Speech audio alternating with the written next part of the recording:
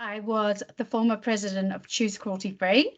I am now the Australian Programs Manager of Cruelty Free International because back in June 2021, we merged Choose Cruelty Free into Cruelty Free International for the sole reason, my reasoning behind it was simply that a lot of the brands in Australia, and we have a lot of cosmetics, personal care and household cleaning products, a lot of the brands are actually sourcing their ingredients from all around the world. They're selling all around the world. So it made perfect sense to have one organization doing a thorough program to make sure that the brands that wanted to showcase that they were cruelty-free could actually do that by having a certification and approval that made sure that consumers understood that these brands had done everything within their power to ensure that there is no animal testing in any of their ingredients, any of their manufacturing or sourcing of raw ingredients, and even the production of each raw ingredients. So I merged the organisation back into Cruelty Free International back in June 2021.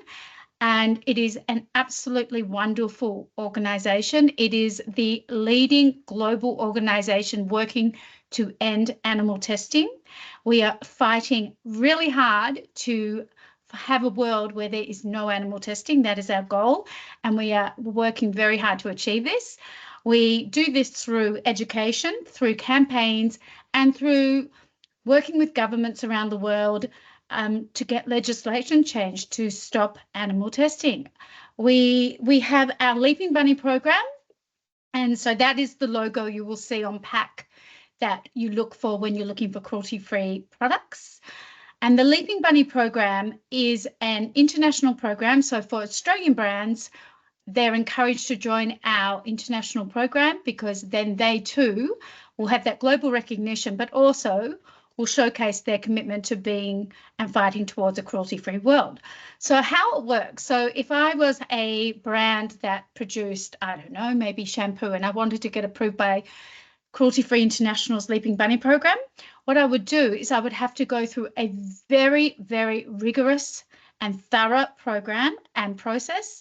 And what that requires me to do as a brand is to do a deep, deep dive into every single product I have in that brand and to get signed compliance statements from not just the people who are producing, like myself, the manufacturer, I'm the brand owner, the manufacturer, and also to produce the raw ingredients, the people that make them, and the raw ingredient suppliers. So there's steps every single way along that chain. You have to get a signed statement, a signed declaration to show that your ingredients have not been animal tested in adherence to our fixed cutoff date policy.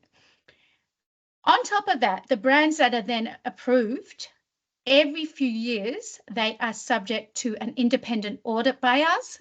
So this holds them accountable. They have to go back. They have to be able to show us at a drop of a hat. We can pick any ingredients from their range. And as we know, brands are continually updating their ranges, growing their ranges. So they've got to keep on top of this. And we'll take ingredients and we'll spot check. We'll have an independent auditor come in and spot check them to ensure there's no animal testing. So we hold them accountable. It's not just a simple sign and you're on. It is probably the most rigorous cruelty-free, well, it is actually the most rigorous cruelty-free approval process that I know of to date, and we're very proud of that. And the other thing that I think it's really important to know is that when you see a rabbit logo, and this is where a lot of people get very confused, you can go into a supermarket or into Chemist Warehouse, Priceline, pick up a product. You can easily see that our logo will always have the Cruelty Free International wording under the Leaping Bunny. So that's how you know it's our logo. When you pick up another product and it has a generic logo or generic wording, it may be like, we're against animal testing. It's a very broad statement. That doesn't really give you any confidence that you can be assured that that brand is cruelty-free. You really want a third-party approval because then the company is being very ethical, very, very transparent. So I encourage brands to jump onto the Cruelty Free International website, crueltyfreeinternational.org, and go and have a look through the Leaping Bunny program list of brands. The great thing is you can search via region, and you can search if you want vegan products, if you want products that are Australian only. You can look for all those sort of things, which is wonderful. And the other thing I really wanted to touch on tonight was the misconception that if a product is vegan, that it automatically means it's cruelty-free. It doesn't. I wish it did, and it doesn't. What it basically means is it is a vegan ingredient, means it is not a derivative from an animal. It is not a byproduct of an animal. It's plant-based. But, and here's where the problem lies, vegan ingredients can be tested on just as easily as a non-vegan ingredient. So if you want to be assured that you are actually covering both bases, you need to find Leaping Bunny, Cruelty Free International, Leaping Bunny approved brands that are also vegan friendly if you want to do both. But, you know, the first step, I think baby steps for everyone is to make sure, and it's the easiest thing to do, is to make sure you're buying a cruelty-free product, whether you're vegan or not, because those little baby steps, I'm a huge believer in baby steps. I think, you know, even if next time you go out and you buy a hand soap, or you buy a lipstick or an aftershave or some suntan lotion, if you're buying one and looking for the Cruelty Free International logo, you are supporting these brands who have done so much work to get approved by us. And as their sales increase and they get more popularity and more people going to them, the other brands around them look around and go, hey, what's going on? Why are they getting so much business? And we're sort of quietening down, and it encourages other brands to also join us and to fight to end animal testing globally. So that's really, really important. And yeah, and be very wary of that. Anyone in Australia and around the world, unfortunately, it is encouraged that they don't do this, but there's not enough to ensure that these brands are not just slapping generic logos and generic wording onto their products. So while they are not meant to do this, it is not advised at all by the authorities that sort of govern this sort of how people label their products. It's not wonderful. They do it, and it's very misleading to the consumer who, you know, goes into the supermarket, picks it up and sees some cute little bunny or a paw print and goes, oh, well, I'm doing the right thing. I'm buying a cruelty-free product.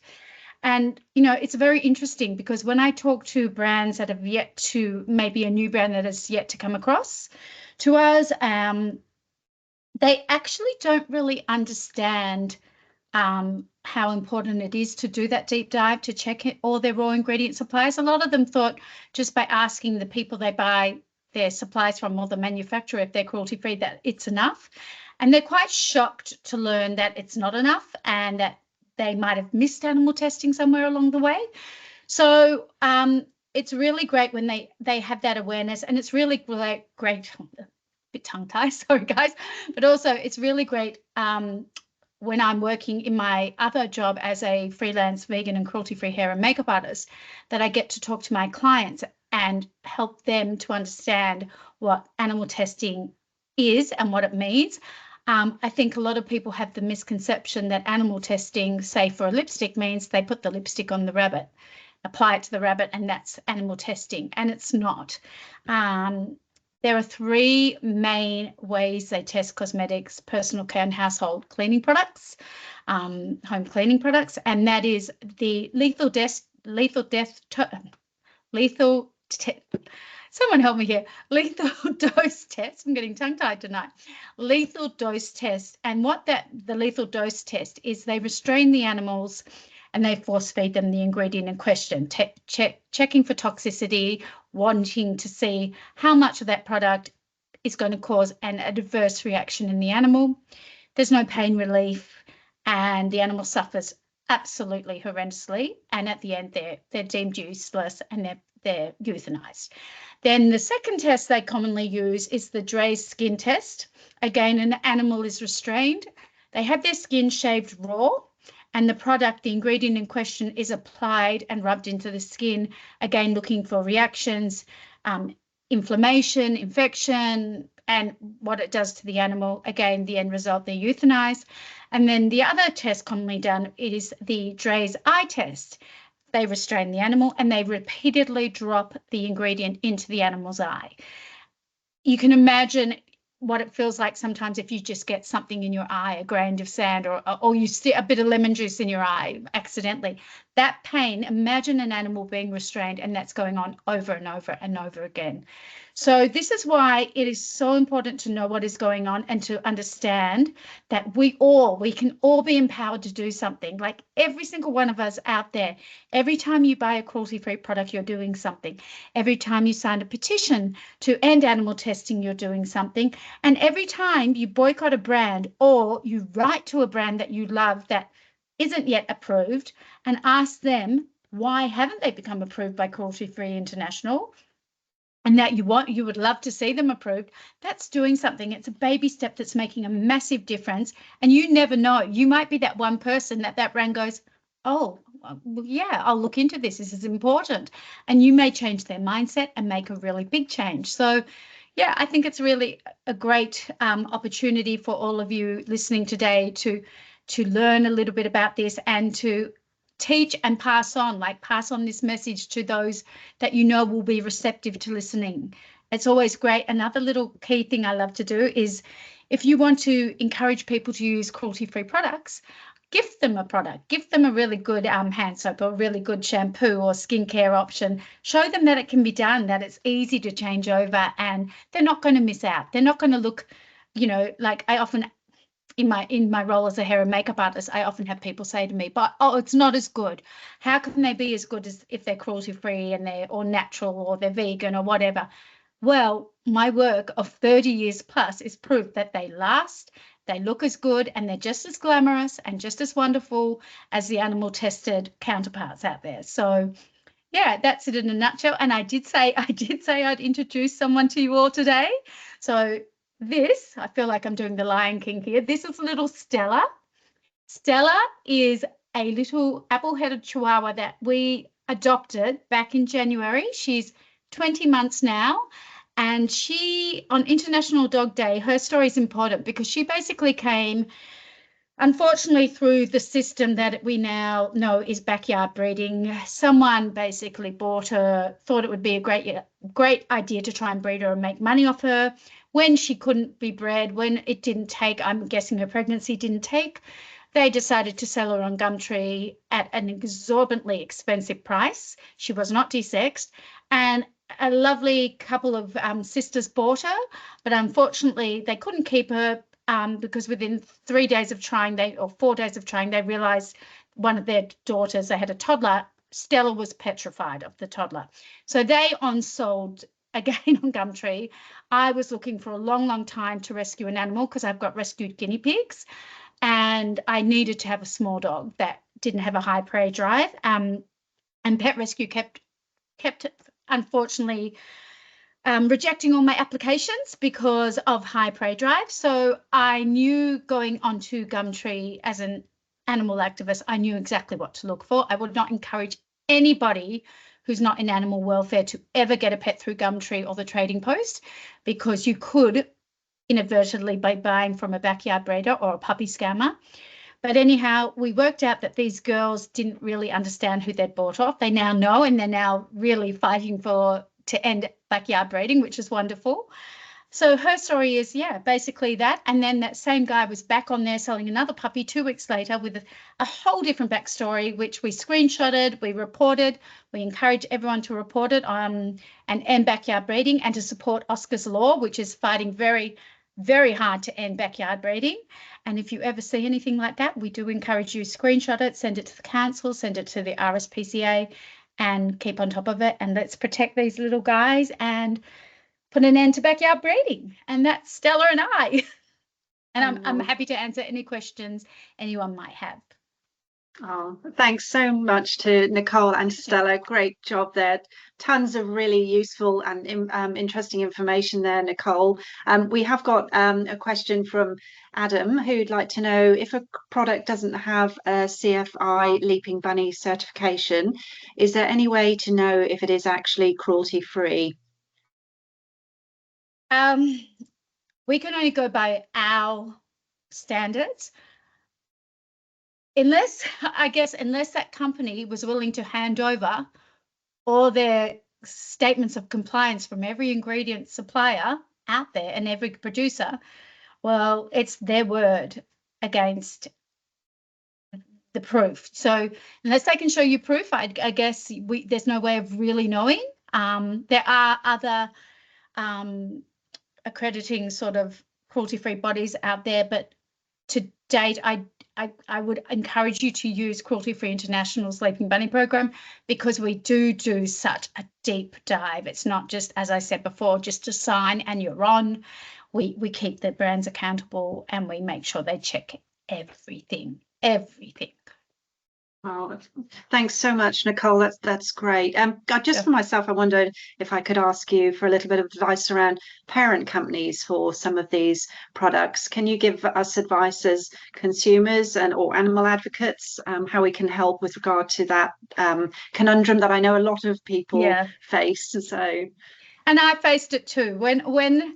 When we merged Choose Cruelty Free had a thing where we didn't take on brands that were owned by parent companies. But nowadays, the trouble is when a brand gets popular, they do usually get bought up by a big parent company. They just can't stay afloat being an independent brand. It's just too hard for the smaller boutique brands. So our feeling very much at Cruelty Free International is if we support the big brands or the big parent companies that have got a brand approved, we are encouraging them to get more brands approved. So we're sitting down with them and showing them how it can benefit them, how wonderfully it is, it is embraced by the consumers. And it's very much like, if you're a vegan 20 years ago, you couldn't go into a supermarket and easily buy a shopping trolley full of vegan products. You just couldn't. But slowly, with the demand from vegans wanting easy access to vegan products, we were able to get them into the supermarkets. Now, if we all turned around today and all said, I'm only ever buying from a vegan store, those brands would not be making vegan products. We'd be cutting off our nose to spite our face, so to speak. So the same goes with the big parent companies. They understand that consumers want vegan products, cruelty-free products. We were talking about vegan food before, but they understand that they want products that aren't tested on animals, and they're open to it, and we're working with them, and they're very receptive to listening to the benefits it will give their brand, and also the benefits, sorry, I'm just putting Stella down, she wants to go down, and also the benefits, to the brand itself and to the consumers. So I think we should encourage it. I think we should support them. I think, we should write to them and say, you've done a great job with this brand of yours. Let's see more brands like this. Words of encouragement towards these brands. Don't badger them and say, why haven't you done all of them? Push forward, give them positive enforcement to want to go forward with it. And it will make a difference. And slowly and steadily, more and more of their brands will be approved.